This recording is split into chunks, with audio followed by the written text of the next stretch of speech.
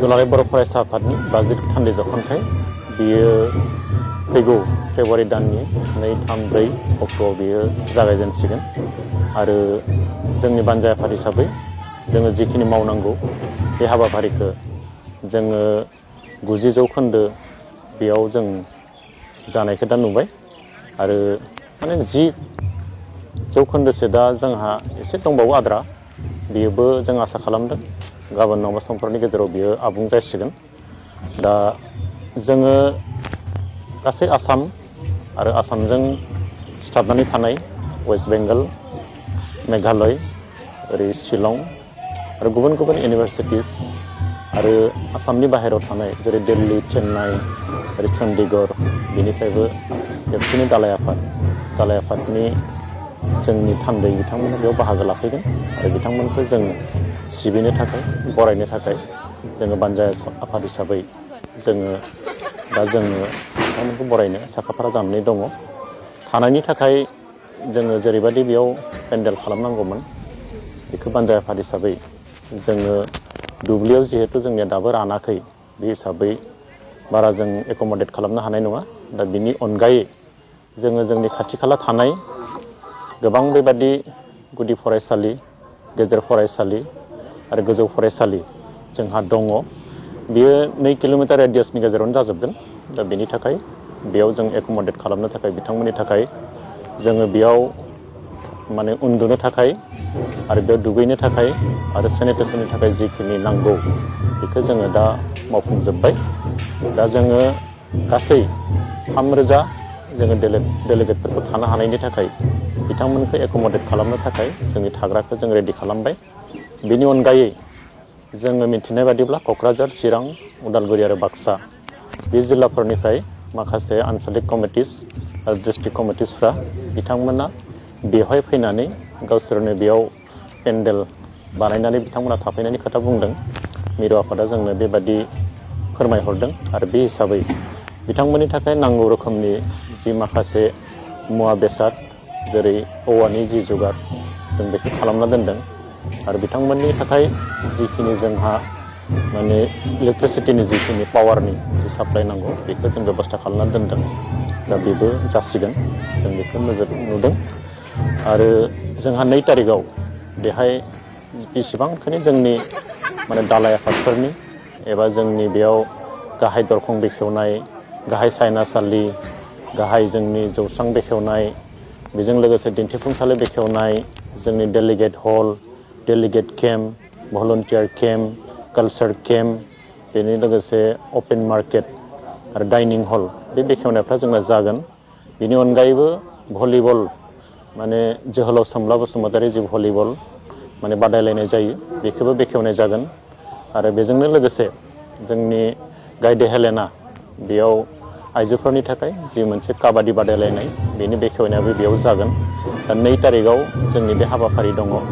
गाहाय दरखंखौ जोंनि बेखेवनानै होगोन जोंनि आसामनि केबिनेट मन्थ्रि जोंनि बिनि लकेल MLA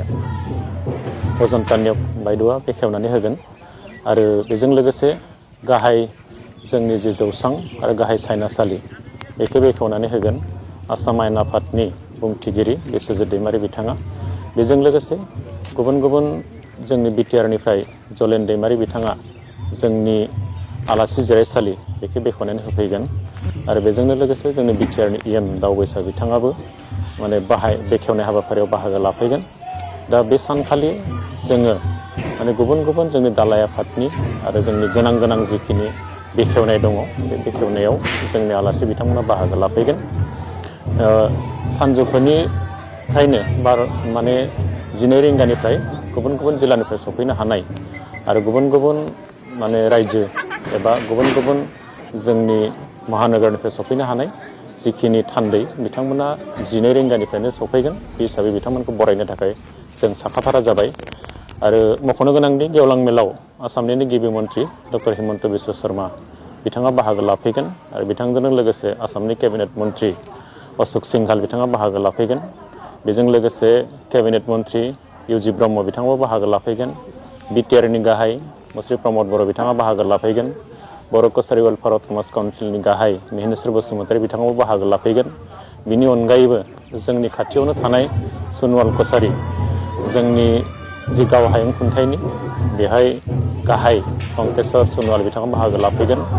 आरो थेङाल कसारि अट'नमास काउन्सिलनिबो गाहाय बिथाङा प्रताप कसारि बिथाङाबो बाहागो लाफैगोन। बिनि अनगायैबो राज्य सभानि MP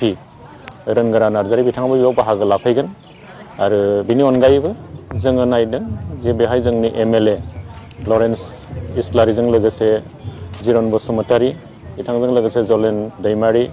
जयन्त बसुमतारीजों लोगोसे BTRनि बुंथिगिरि कातिराम बर' आरो BTRनि गोबां EM बिथांमोना बेयाव बाहागो लाफैगोन आरो बर' कसारि वेलफेयार अट'नमास काउन्सिलनिबो जोंनि EM बिथांमोना बेयाव बाहागो लाफैगोन। जों आसा थिदों जोंनि नैबे दुलाराय बर' फरायसा आफादनि 52थि जि थान्दै जख'न्थाइ बियो आबुङै मोनसे महर मोनगोन आरो मोजां मोनसे जाफुंसार जागोन जों बेखौ मिजिं थिदों। दुलाराय बर' हारिमु आफादनि 20थि बोसोरारि जथुम्मा बिथांमोना दुलाराय बर' फरायसा आफादजोंनो बिथांमोना बेयाव खुंफादों आरो बिथांमोना जोंनो फोरमायनाय बादिब्ला गासै 300 बिथांमोननि थान्दैया बेयाव बाहागो लाफैगोन आरो बे हिसाबै बिथांमोननि थानायनि बा बिथांमोननि जानायनि एबा बिथांमोननि गुबुन गुबुन इभेन्ट दङ बिथांमोनाबो बादायलायनाय दङ बेफोरखौबो जोङो बेयाव माने मोजाङैनो खुंफुंना होनो थाखाय बानजा आफाद हिसाबै जों साखाफारा जाबाय। नाथाय जोङो बेयाव जि फिरफिला बिरहोनाय बेहा जोंहा थावनिनि एसे जोंहा बेयाव खम जानायनि थाखाय बा जोंहा एसे उसुबिदा जानायनि थाखाय जोङो दुलाराय बर' फरायसा आफादनि जि मोनसे फिरफिला बिरहोनाय बे थावनियाव जोङो जोंनि जिनिखि जायगानि एसे उसुबिदा जानायनि थाखाय बिथांमोनखौ जोङो दुलाराय बर' फरायसा आफाद जोंनि गलाघाट जिल्लानि जि मावख' जों बेयाव मोनसे बेबस्था खालामदों। बिथांमोननि फिरफिला बिरहोनायाबो जोङो बेयाव 3 फेब्रुवारि खालिनो बेयो जागोन। नाथाय माने जि मोनसे जोङो एसे माने आलादा आलादा जायगायाव बेयो थारमाने फिरफिला बिरहोनाय बे हाबाफारिया जासिगोन। बिथांमोननि जिखिनि थानायनि जानायनि एबा बिथांमोननि जे गासैबो इभेन्टनि थाखाय जोङो बानजा आफाद हिसाबै जिखिनि मदद होनांगौ बे मददखौ जों बिथांमोननोबो होगोन।